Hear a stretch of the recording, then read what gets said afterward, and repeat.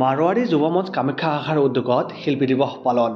মহান কবি আজাদী সেনানী নাট্যকাৰ, গায়ক, গীতিকাৰ, সুৰকাৰ ৰূপকোঁৱৰ জ্যোতিপ্ৰসাদ আগৰৱালাৰ স্মৃতি দিৱসটি 17 জানুৱাৰী তাৰিখে মাৰোৱাৰী যুৱ মঞ্চ কামাখ্যা শাখাৰ উদ্যোগত ফটাশীল শিশু বিদ্যাপীঠ এম ই স্কুলত উদযাপন কৰা হয়।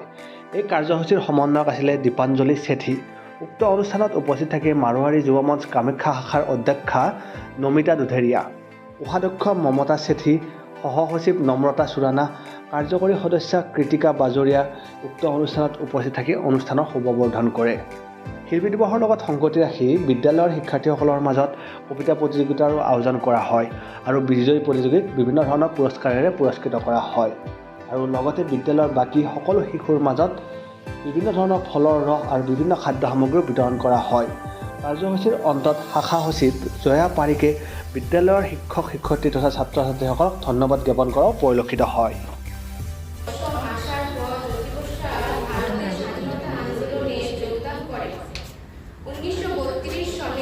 স্বাধীনতা সংগ্রামের জন্য 15 মাসের জন্য কারাবাসে থাকেন। শিলচর জেলে তিনি টাইফয়েড জ্বরে আক্রান্ত থাকা অবস্থায় তিনি কারাবাস পূর্ণ করেন। 1933 খ্রিস্টাব্দে জ্যোতিপ্রসাদ ভোলাপুরি চর বাগিচায় চিত্রবন স্থাপন করেন ও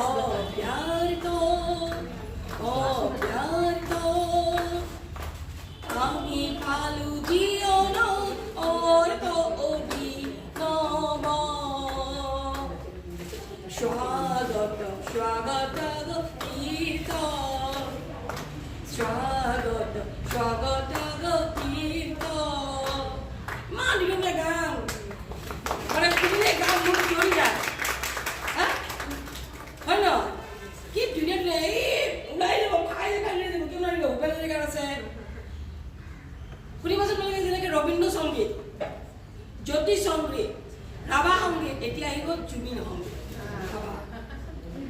চাবা এতিয়াতো জুবিনী কিংবদন্তি, এজনে কিংবদন্তি